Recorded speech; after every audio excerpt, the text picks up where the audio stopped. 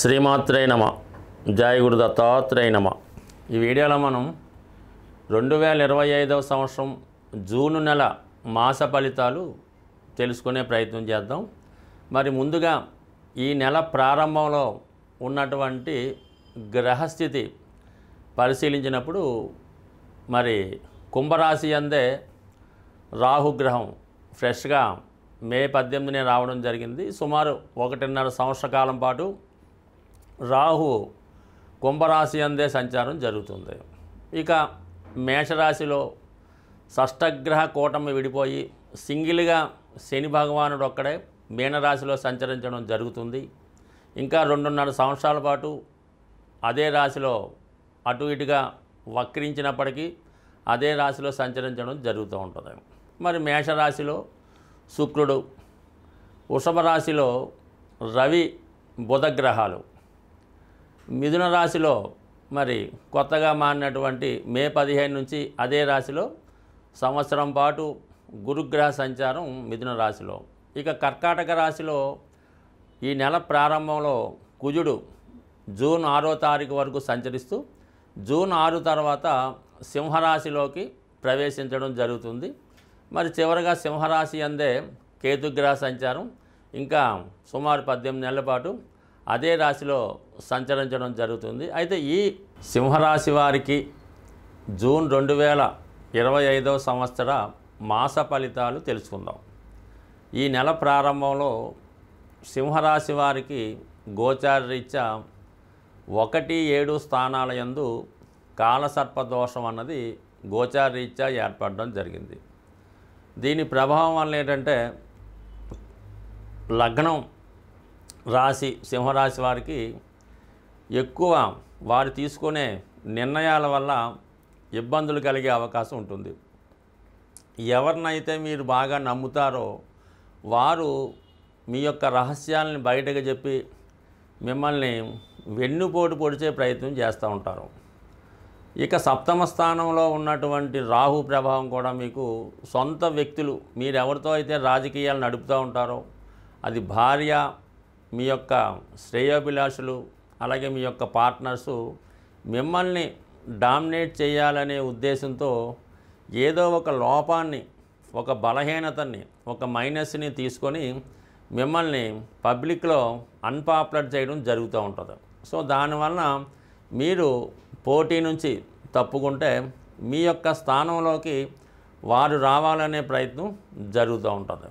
అంటే ఈ సమయంలో మీరు మీ యొక్క ఉన్నత స్థాయిని, ఇప్పుడు మీరు సాధించినటువంటి స్థితిని జాగ్రత్తగా కాపాడుకోవాల్సి ఉంటుంది. అంటే మీకు సంబంధం లేకపోయినా నిరంతరం మీ చుట్టూ ఒక నిఘా ఉంటుంది.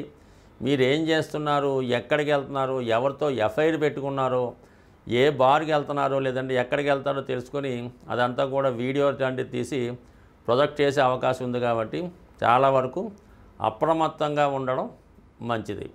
ఇక వ్యయస్థానంలో ఏర్పడినటువంటి చంద్రమంగళ యోగం, సింహరాశి వారికి కుజుడు యోగకారకుడు, చతుర్థ భాగ్యాధిపతిగా వ్యయస్థానంలో వ్యయాధిపతిగా ఉండడం వల్ల ఇది కొంతమందికి దూర ప్రాంత ప్రయాణాలు, పుణ్యక్షేత్రాలు దర్శించడం కలుగుతూ ఉంటుంది.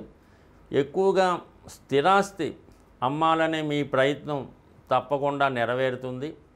అలాగే మీకు పెద్దవారి ద్వారా, తల్లిగారి ద్వారా వచ్చినటువంటి ఆస్తి ఈ సమయంలో విక్రయించడం కొంత ఇబ్బంది కలిగినప్పటికి కూడా కంపల్సరీగా కొంత ఆస్తి విక్రయించడం, దాని ద్వారా వచ్చిన ధనం వేరే చోట ఇన్వెస్ట్ చేసే అవకాశం కూడా ఉంటుంది. మొత్తం మీద ఒక ఆస్తి చేజారుతుంది. ఒక ఆత్మీయ మిత్రుడు మీకు ద్రోహం చేసే అవకాశం ఉంది. ఈ సమయంలో మీకు రక్త సంబంధికులు కూడా మీకు ఇబ్బంది పెట్టే అవకాశం ఉంది. ఏదైనా ఎవరికి ఇవ్వవలసింది వారికి ఇస్తేనే మీ యొక్క సమస్యకి పరిష్కారం జరుగుతూ ఉంటుంది. సో ఇక మనకి ముఖ్యంగా రాష్ట్రాధిపతిగా ఉన్నటువంటి రవి ధనాధిపతితో కలిసి దశమ స్థానంలో సంచరించడం జరుగుతుంది. ఇది విద్యార్థులకి, నిరుద్యోగులకి గొప్ప ఉపాధి అవకాశాలు కల్పించే అవకాశం ఉంది. సో మీరు ఏదైనా ప్రభుత్వ ఉద్యోగం కొరకు, పదవి కొరకు ప్రయత్నం చేస్తుంటే ఈ సమయంలో ప్రభుత్వ పదవి మీకు వచ్చే అవకాశం ఉంది. అయితే దానికి ఒక గౌరవప్రదమైనటువంటి హోదా పదవి కాకుండా ఏదో ఒక జీతం, ఒక వేతనం ఉండే అవకాశం ఉంది. అంటే ఇక్కడ దశమ స్థానంలో ఏర్పడినటువంటి బుధాదిత్య యోగం కంపల్సరిగా నిరుద్యోగులకి ఉపాధి అవకాశాలు కల్పిస్తుంది. మీలో ఉన్నటువంటి టాలెంట్కి తగిన గుర్తింపు కూడా రావడం జరుగుతుంది. సో ఇవన్నీ ఒక ఎత్తు అయితే, లాభస్థానంలో అంటే మనకి మే 15 నుంచి 11వ స్థానంలోకి మారినటువంటి గురుగ్రహం అదృష్టవశాత్తు మీకు రాబోయే సంవత్సరం అంతా కూడా మీరు ఏ ప్రయత్నం చేపట్టినా చివరి నిమిషంలో అయినా ఆ భగవంతుని యొక్క సహకారంతో, మీకన్నా ముందు పుట్టినటువంటి మీ పెద్దవారి సహకారంతో, లేదా మీ కడుపున జన్మించినటువంటి మీ పిల్లల యొక్క సహకారంతో, లేదా గత జన్మలో చేసుకున్నటువంటి మీ పుణ్యఫలం ఎల్లవేళలా మీకు సహకరిస్తూ ఉంటుందండి. ఒక జాతకంలో అతనికి అదృష్టం ఎప్పుడు వస్తుంది, అతని జీవితంలో ఎప్పుడు స్థిరపడతాడని మనం చూసినప్పుడు కంపల్సరీగా 11వ స్థానంలోకి గురుగ్రహం వచ్చినప్పుడు మొత్తం మీ జీవితంలో కష్టపడిన ఫలితం అంతా ఆ సంవత్సరంలో మీకు రావడం జరుగుతూ ఉంటుంది. సో ఇది ఈ జాతకుడికి ఈ నెల నుంచే స్టార్ట్ అయినటువంటి అదృష్టయోగం. ఇంకొక విశేషం ఏంటంటే, చాలామందికి చాలా పూజలు, వ్రతాలు, హోమాలు చేసామండి, దానాలు చేస్తాం, ఏ ఫలితం రాలేదంటారు. అటువంటి వారికి కారణం ఏంటంటే, గురువు యొక్క దృష్టి రాశిపైన ఉంటేనే మనం చేసిన పుణ్య కార్యక్రమాలు ఫలిస్తూ ఉంటాయి. ఇప్పుడు గురువు 11లోకి వచ్చాడు కాబట్టి గతంలో మొత్తం మీరు చేసిన పుణ్య కార్యక్రమాలు గత జన్మలో చేసినవి కూడా ఈ జన్మలో అనుభవంలోకి రావడం జరుగుతూ ఉంటుంది. ఎటువంటి పెద్ద సమస్య అయినా చిన్న పరిష్కారంతో మీకు పూర్తిగా విజయం లభిస్తుంది. ఎంత సమస్య వచ్చినా ఏం భయపడకుండా ధైర్యంగా నిలబడితే మీ సమస్యను మీరే సాల్వ్గా చేసుకోగలరు. అయితే అష్టమ శని ప్రభావం వల్ల కొన్ని అపవాదులు, నిందలు రావచ్చు. గతంలో జరిగిన వాటికి ఇప్పుడు పనిష్మెంట్ వచ్చే అవకాశం ఉంది కాబట్టి ఈ విషయంలో కొంత జాగ్రత్తగా ఉంటే మంచిది. అన్ని సమస్యలకి మూలం ధనం. అందుకే ధనం మూలం మిథం జగత్ అన్నారు. ధనం ఖర్చు పెట్టడం అన్నది చాలా సులభం, సంపాదించడం అన్నది చాలా కష్టం. అయితే ఈ ధనం సంపాదించడానికి ఒక సులువైనటువంటి మార్గాన్ని తెలియజేయడం జరుగుతూ ఉంటుంది. అది మీకు ఈ నెల ఫలితాల్లో ఈ అద్భుతమైనటువంటి ధనయోగాన్ని కలిగించే రెమెడీ మీకు చెప్పడం జరుగుతూ ఉంటుంది. ఇది కొంతవరకు మీరు చేయవలసిందల్లా ధనానికి అధిదేవత అయినటువంటి లక్ష్మీ అమ్మవారికి ఇష్టమైనటువంటి రోజు శుక్రవారం. ఈ శుక్రవారం రోజు మీరు ఏం చేయాలంటే, ఒక మట్టితో తయారు చేసినటువంటి ఒక జాడీ అనొచ్చు, డబ్బులు దాచుకునే డిబ్బీ కూడా అనొచ్చు. పూర్వకాలం మట్టితోనే తయారు చేస్తూ ఉండేవి ఈ ధనం దాచుకునేవి. అందుకని ఈరోజు కూడా పాత ఇళ్ళై పడగొట్టినప్పుడు తవ్వినప్పుడు దొరుకుతూ ఉంటాయి కొంతమందికి. అటువంటి మట్టితో తయారు చేసినటువంటి డిబ్బీ ఒకటి తీసుకోండి శుక్రవారం రోజు. దాన్ని శుభ్రంగా మంచినీళ్ళతో శుభ్రం కడిగేసి పసుపుతో దాన్ని రాసి ఒక మూల పెట్టుకొని ప్రతి శుక్రవారం కూడా 6వ సంఖ్య వచ్చేలాగా ధనం అందులో వేయాలి. 6 రూపాయల, 60 రూపాయల, 600, మీకు ఇంకా ఓపుకుంటే 6000 అన్నది ప్రతి శుక్రవారం అందులో డ్రాప్ చేయవలసి ఉంటుంది. అందులో వేయాలన్నమాట. పక్కన పెట్టాలి. అది దేవుని దగ్గర పెట్టడం, నమస్కారం పెట్టడం. అయితే ఈ శుక్రవారం రోజు మిగతా డబ్బులు మీరేమీ కూడా ఖర్చు పెట్టకూడదు.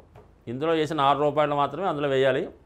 మిగతాదంతా కూడా ఆ రోజు ఏ ఒక్క రూపాయి కూడా మీ ఇంటి నుంచి బయటికి వెళ్ళకూడదు. అలాగని ఫోన్పేలు, గూగుల్ పేలు చేయకూడదు.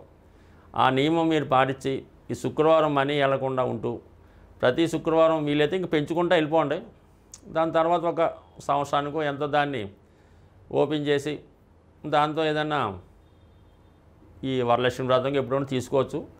గోల్డ్ ఏదైనా కొని అది అమ్మవారి పూజకి ఉపయోగపడేలాగా, ఇది బంగారు పుష్పాలు, ఓ బంగారం కిరీటమో, లేదంటే బంగారంతో చేసినటువంటిది ఏదైనా ప్లేటు ప్రసాదం పెట్టడానికో గ్లాసో కొని అమ్మవారి దగ్గరే పెడతా ఉండండి. ఇలా మీరు చేసుకుంటూ పోతే మీరు 6 రూపాయలతో సేవింగ్ మొదలెడితే అది మీరు వారానికి 6 లక్షల దాకా తీసుకెళ్ళినా కూడా మీరు ఆశ్చర్యపడక్కర్లేదు, అవుతుంది. దాంతో మీరు చేయవలసిందల్లా ఈ గోల్డ్ కొని ఇది అమ్మవారికి ఏదో వస్తువు కొని పెట్టడం. మళ్ళీ మీకు బాగా మీరు దాన్ని మళ్ళీ మీ ఇంట్లో ఒక అమ్మాయి పుడితే ఆ అమ్మాయికి, అంటే అమ్మాయి కూడా లక్ష్మీ స్వరూపం కాబట్టి ఆవిడకి మీరు అవి కానుకగా ఇవ్వచ్చు, బంగారు ఆభరణాలు కూడా ఇవ్వచ్చు. బట్ ఏదన్నా ఈ శుక్రవారం 6 సంఖ్య ఇది కాకుండా మిగతాది కూడా బయటికి వెళ్ళకూడదు. ఇంకా అది ఎంత గొప్ప అవసరమైనా సరే అక్కడతో శుక్రవారం నాడు స్టాప్ చేసి శనివారం మార్నింగే పేమెంట్స్ మాట. ఈ విధంగా చేసి చూడండి. ఇంచుమించుగా నాకు తెలిసి ఈస్ట్ గోదావరి జిల్లాలో అపర కుబేరులు ఉన్నారు. వాళ్ళంతా కూడా ఈ నియమాన్నే పాటిస్తున్నారు. స్వస్తి.